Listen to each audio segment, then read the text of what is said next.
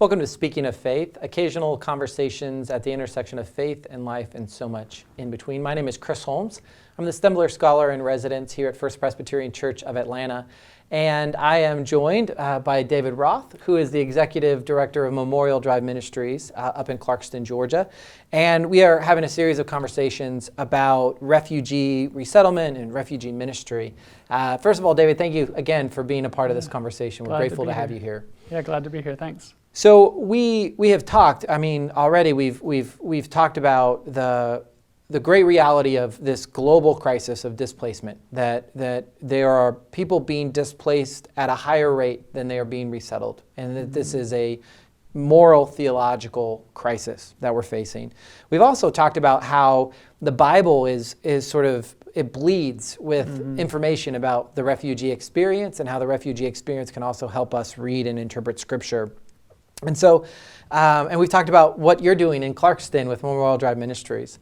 And so, thinking more broadly, just about this reality, what are some ways that Christians can respond? They've heard, they've got this information about the crisis, about what the Bible says. What are some ways that Christians can and maybe should respond? Yeah, I think two core practices I would kind of lift up and try to cast a little vision around is hospitality and advocacy. And as so I did a Master's of Divinity at Candler, and wrote my thesis kind of on this question. And as I did the kind of literature review, I found a lot of people really emphasizing hospitality and a lot of people really emphasizing advocacy. But what I saw was there's a lot of connections actually between those two, and both are really, really important. And so I wanted to kind of lift both those up. Hospitality really means preparing for concrete welcome. We're recording this in the middle of Advent, and that's the Advent call, to prepare concrete welcome for an arriving King. And we're called here also to prepare for concrete welcome for those who flee violence and danger. So that can look a lot of different ways, but what we know right now is that with the incoming Biden administration, the U.S. is reopening to refugees, and that means we're going to need to be rebuilding infrastructure, the kind of infrastructure that cares for those who arrive in our neighborhoods. And so that's exciting, exhilarating work of preparing concrete welcome for those who are coming. And then advocacy is kind of pointing back at that community and saying, look, this is a vibrant, flourishing community of people, coming from different cultural backgrounds, relationships across lines of difference, making it work. It's a wonderful thing. We can continue to do this. We can continue to build this. And that's that advocacy piece of, showing to the government that we believe in making sure asylum cases are processed efficiently and fairly, and that we're open for those who flee violence. We want that and want to begin rebuilding their lives here. That we can admit more people. We have the resources and the communities that want to make that happen. Yeah. Well, I love that you already mentioned the government, and that some of the advocacy that you're talking about is not just, advocating to our uncle or our neighbor, but it is advocating to our state or local or even national elected leaders to say, this is a thriving community. We have the capacity to care for them. Let's continue to do this. Yeah. And so I wonder if you can sort of, just as simply as possible, help us understand sort of the role of government at all levels in the refugee resettlement process and the refugee ministry. We can't do it all as the church. We must operate within some really straightforward or not so straightforward laws and so forth. So what is the role of government in this process? Yeah, so I will kind of, to start this answer, try to give a little historical context and tie it to Georgia. So Jimmy Carter signed the 1980 Refugee Act that is kind of the basis in a lot of ways for the modern refugee resettlement system that we have. And what that act did, one of the things it did, it brought in the international definition of a refugee in the U.S. law, which was huge.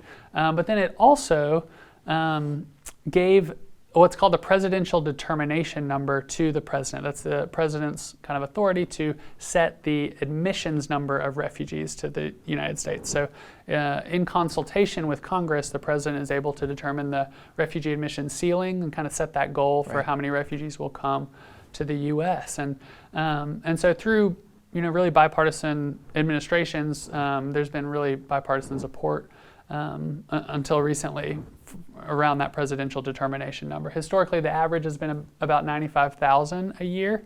And in this last year of the Trump administration, it's been set at 12,000, which is a historic low. Yeah. And the incoming administration is aiming to set it up at 125,000. And again, that we're talking about nationally. That's how many refugees would potentially be admitted nationally.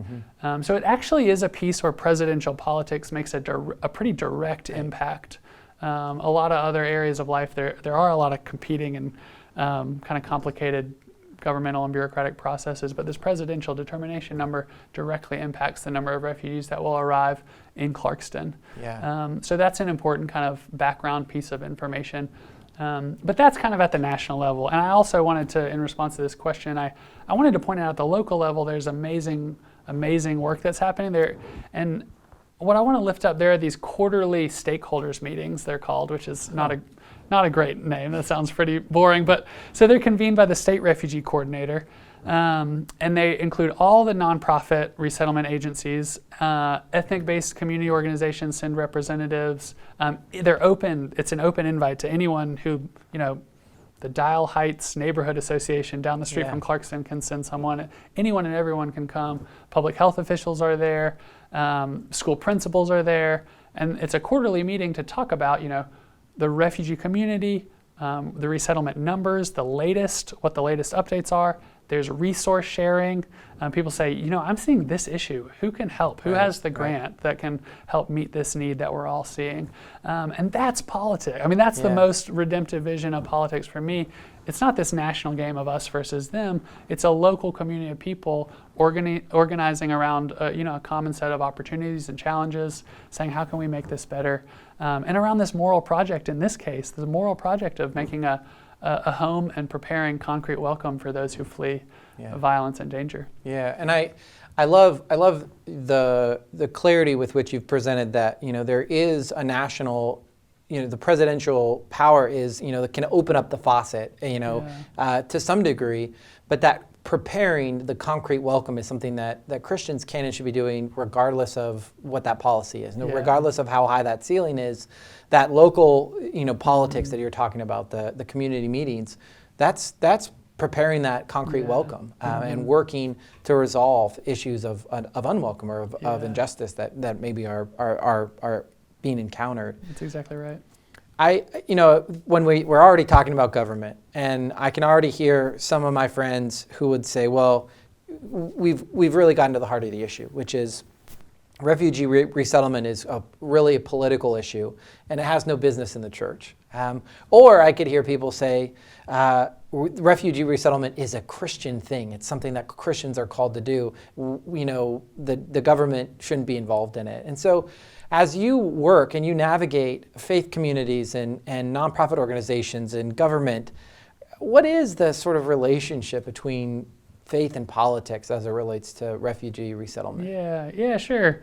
I think there are a lot of different ways to think about that. I'll kind of try to speak to a couple of the ways I think about it. One is that it's important to just note a kind of basic observation that the government has the responsibility for admissions decisions and for processing asylum claims. So that's a government responsibility, and that's why advocacy is always going to be a part of the church's role, is to stand up for humane values that say we will never return someone to danger, and we have the capacity for welcoming people who flee violence. So that's kind of basic moral claims that I think the church is committed to and can speak in the public square about.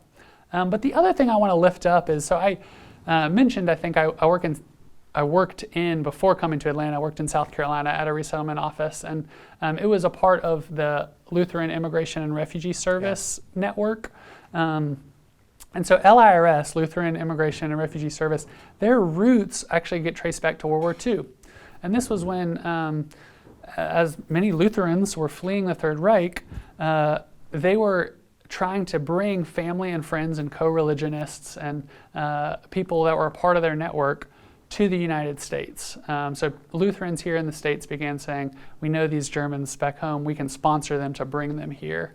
And as they were engaged in this work around the World War II era, two really interesting things began to happen. One, the leaders of that movement and that cause began to say, this is not just for co-religionists. We're committed to this for all human beings who are made in the image of God. Right. This is critical to what it means to be a human, to care for other humans who flee danger. And so that was a critical piece that kind of began happening. And the other thing that I want to point out and lift up was not just Lutherans began caring about this work. People began to see this and said, no, this is beautiful. We're compelled by what you're doing, and we want to be a part of this. And so there began to be broad public consensus around this work. And that's a way for the church not to play a political role that's like manipulative or coercive or taking our values from the top down, but a way to say, we're living this out. And when we do that, if it becomes so beautiful and compelling to people who might not share our faith, or people of, Americans of all stripes might see that and say, man, that's really a moral vision I believe in too. Yeah. That's a beautiful thing and a way for the church to kind of operate in the public sphere, especially related to refugees and those who flee danger and violence. Yeah, I love it. I mean, I don't have to say it to you or anybody that's watching. It's a brand of politics of captivating someone with the beauty and the compassion of your vision, getting people on board rather than through divisiveness. And it's so what a beautiful way to sort of, for you in your position, to navigate those conversations about the intersections of faith and politics, to say, man, what would it look like for the church to lead the way in providing this beautiful and compelling vision of how we treat those who are fleeing danger? It is compelling, it is powerful. Yeah. So thank you for that. That's my hope. Thanks. Thank you so much for being with us for this conversation about refugee ministry and refugee resettlement. We hope you'll join us for some future conversations.